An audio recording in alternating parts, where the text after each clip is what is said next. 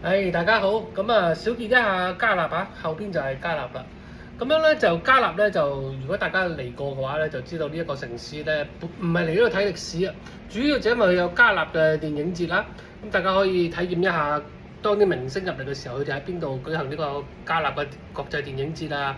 喺啲咩酒店嗰度住啊？咁呢度完全係一個法國同埋歐洲嘅荷里活咁樣嘅感覺。